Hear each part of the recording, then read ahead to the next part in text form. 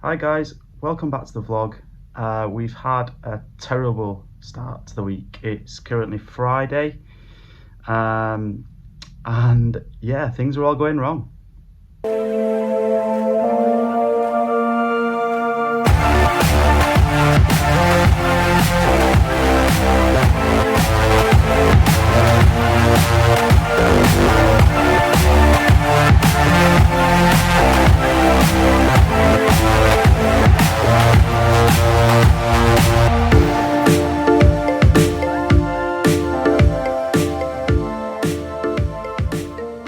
Hi guys, yeah, so as mentioned, things are not going very well. It's all going wrong. We are quite a bit down this week. It's currently Friday, so we played on Monday. We went to play Omaha at the Kingsman Club on Monday, and the game was massive. It played as I thought it was going to play as a 5-5 Omaha, so sort of buying in for 1,000 would be sort of 200 big blinds. It ended up being a 5-5 10-25 as a mandatory, because there was one player that was coming in giving a lot of action, sort of demanding that the 25 shadow was on, and then it descended into a 50-100 game. So it was like 5-5 10-25 50-100 for a lot of the hands. I wasn't putting the 50 or 100 on, obviously, but a lot of players were. So buying in for 1,000 just sort of wasn't enough, really. So it was sticking it in pre-flop and hoping that the six cards held, and they didn't. So that went really bad. I actually sold a third of my action in that game, but sort of bought a third of someone else's action, if you like, and it got off to a bad start. I was putting in 1,000 losing, putting another 1,000 losing, another 1,000 losing, but the game was just insane. The game was really good value. It was just, I wasn't deep enough. Really what I should have done is probably buy in for like 5, 6, 7,000 at once, and just sort of played, because you had to get it all in before the flop, or at least on the flop, to have, otherwise you had to fold out. So yeah, as mentioned, I did have a third of someone else playing the game who was winning a lot. So he was like 13,000-14,000 pounds up, which meant I was kept sort of buying in more than I would do normally, because I was sort of even overall. I was in for like 5,000 but still even, so I carried on. I ended up losing 7,500, so that was awful. A terrible night, and yeah. I shouldn't be playing in that game. I shouldn't be losing 7,500 in one game. That's obviously 5,000 to me, because someone was taking me a third, and the player that I had a third of went from winning 14,000 to losing 2,000 after I'd gone. So so he was down 2,000 as well. So it was a really, really bad night all round, and I think lessons have to be learned from that. I can't afford to be playing in a game that's, there's 10, 25, 50, 100 blinds. Obviously I didn't realise it was going to be that at the start, but as soon as those straddles were going on, I should have left, because I'm not rolled to play that game. I lost 20% of my bankroll in one night, more than that, because I actually had a third of a losing 2,000 session as well. So so yeah, lessons have to be learned. Since Monday, I've played a little bit of Texas Hold'em. Played at the Hippodrome yesterday. Some hands from that are coming up, and also played at the Kingsman. Broke even on the whole, probably down a couple of hundred since Monday night. So things aren't going well, but we've got a big game tonight.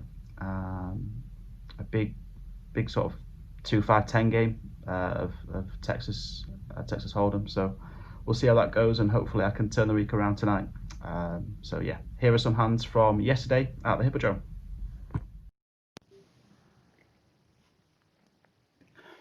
So the first hand here, then, we look down at 7-5 of diamonds in the cutoff. We're only playing four-handed at the minute because a few players are away. It's a brand new table. We open to 15, the blinds are 2-5, and the big blind is the only caller. We go to a flop of King 7-5 with two spades. The big blind checks. I see bet 10, just a third of the pot, which I'm going to do with an awful lot of my range on this board. And the big blind actually check raises to 40. I have a decision here. I can either raise or just call.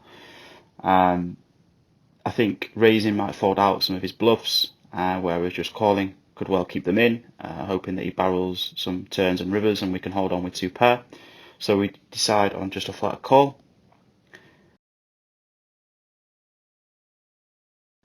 The turn is the ace of spades, which is a terrible card.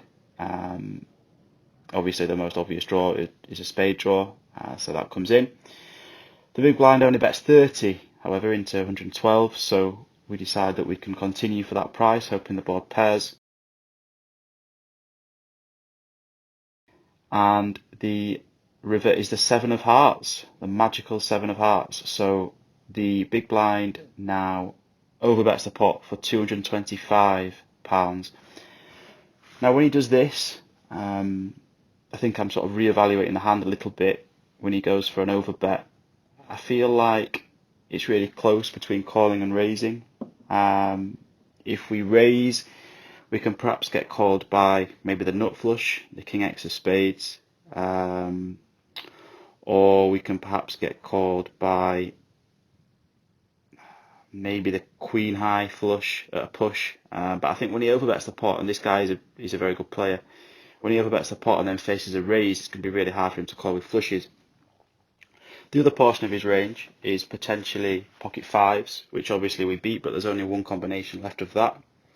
And I thought king 7 suited was also in his range. Now, obviously, if we raise, he's always going to call with king 7, which beats us, and he's always going to call with pocket fives, and potentially the king high flush. So it's really close between calling and raising here. I think sometimes the king high flush might find a fold against a raise on a paired board when he's polarized himself, because it looks really ridiculously strong if I then raise. I decide on a call for the 225, and we win against the king 4 of spades. So potentially that hand specifically we could have got value from by raising, but I think overall if he calls a raise, he's going to have us beat. It's probably very close, about 50% of the time, so it's really close between calling and raising there. I just decided on a lower variance option at the start of the session, decided to just call, and yeah, we win against the nut flush.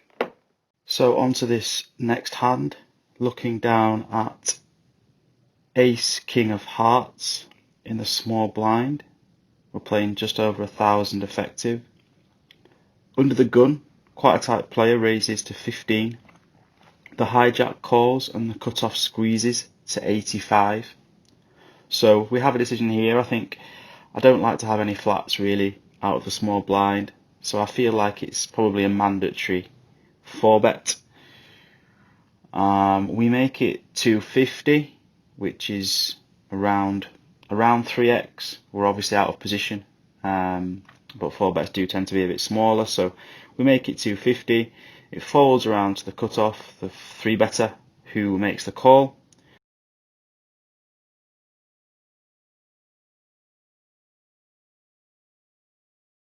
Flop comes down Queen Jack 6 with 2 diamonds and 1 heart.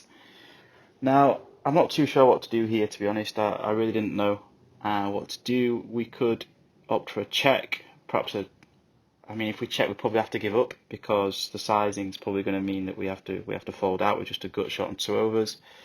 We do have a backdoor flush draw. I opt for a bet. The board should hit our range reasonably hard, but it should also really smash their range. So it's a really close one. We decide on a bet of 200, and the cutoff just makes the call.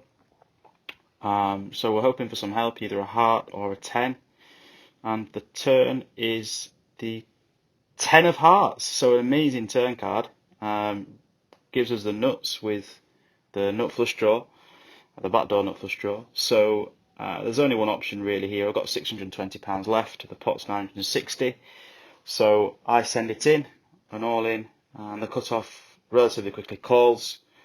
So we decide to run this one twice. I actually offer to run it twice. I think if he's got a set, he could have outs for a pair up, or he could easily have ace king himself. and I'm free rolling, so if I run it twice, I've got a good chance of scooping one of the pots. So we run it twice. The first river is the 8 of diamonds, the second one is the 4 of spades, and we actually chop against the ace queen of diamonds. So he flopped top pair and the nut flush draw, turned a gut shot to go along with it, and we get the chop. So a little bit unfortunate there, really, but at least we get half the pot back. So in this next hand, we look down at ace 3 of clubs, under the gun +1, or 1300 effective. The under the gun raises to £15.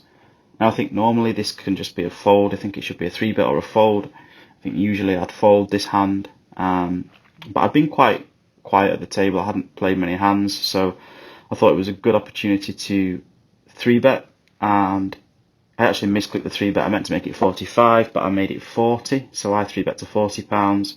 The button then made a really small 4-bet to £100, and the under the gun folds. Now, the button had been really active. He'd been 3-betting and 4-betting an awful lot of hands, so I decided that this was a really good candidate to 4-bet bluff. 5-bet bluff, if you like. So I make it 275. Obviously, it was a really weird sort of dynamic because the 3-bet was so small and the 4-bet was so small. So I actually decided to 5-bet this to 275, which is just under 3x out of position, and the button makes the call. The flop comes King Jack 6 with 2 diamonds. Now, I possibly should give up here, but I just feel like the button is so wide that I get an awful lot of folds, so I decide to sort of size up on this flop with the king and the jack on there. I feel like I can do that. It hits my range very hard. So I bet £325, and unfortunately the button moves all in for the remaining £1,025.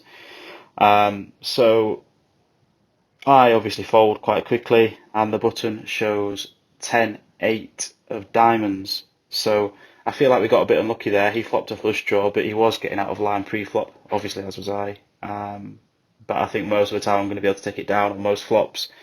Unfortunately, this one, because he flopped a flush draw and decided to stick it in our face, so we got put in the bin there, and we lose that one.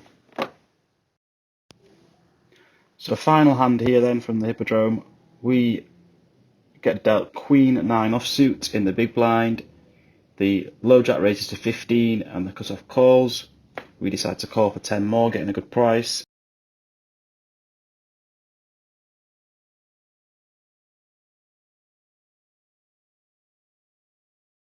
Flop comes 9-7-5 rainbow, and it checks around. The turn comes the 2 of spades. I check the low jack, the original raiser, bets £25, and the cut-off folds. We make the call with top pair. The turn is the 4 of hearts. We check it over, and the low jack bets £65. Now, I think he could have a lot of overpairs. He's quite a decent player, so he could be checking this flop with a lot of his overpairs. But I just also felt like he could be taking weaker nines for value. If he has like Jack 9 suited, 10-9 suited, 8-9 suited, he could be taking those hands for value for 2 streets. So I feel like we've got to call here. So after a bit of a think about it, we flick in the call, and the low jack has 7-8 of hearts for middle pair and a gut shot, so we win the pot. Hi guys, so as you probably guessed, the last trip to London went pretty terribly. I ended up playing far too much London Omaha instead of Texas Hold'em. The reasons for that, as I mentioned earlier, was that a lot of the players that are sort of action players and gamblers wanted to play the Omaha games instead of the Texas Hold'em games, and as a result, I went over there and tried to give it a go. Obviously, Omaha's a really high variance game. These players had a lot more money than I did, and kept sort of pulling up thousands and thousands that I couldn't match. So ultimately, I'm going to lose a hand and get stacked. So matter how well you do, you kind of get a big hand, get stacked, and then you're back to square one. So Very frustrating. I think the lesson learned from that is to not play Omaha, especially when it's so big. Stay away, stay at a game where I'm more comfortable, where the swings are a little bit more manageable in Texas Hold'em, and stick to that basically. So I think overall I probably lost around £10,000 on the trip to London. That was through myself playing and staking, or going thirds with another player as well. So yeah, not great, but we move on. I might have a really exciting announcement coming up very soon, so stay tuned for that in the next vlog. I think I'm going to be playing mainly in Leeds this next week, so I'll get some hands from that. Unfortunately, the hands from this previous vlog don't really reflect me losing all the money I lost, because it's hard to sort of vlog the Omaha hands, getting 6 cards. It's hard to sort of put that on a vlog. So yeah, that's that. But these next hands coming up are going to be mainly from Texas Hold'em games in Leeds over these next few days. As you can also probably tell, I'm recording through a different set of headphones, earphones, because unfortunately, along with the £10,000 I lost in London, I also lost my earphones. So I'm doing the best with what I've got at the minute, but hopefully I can get something that will improve the audio and make that a little bit better. Thanks again, guys, for watching. Please like and subscribe, and see how I get on in the next few days over in Leeds.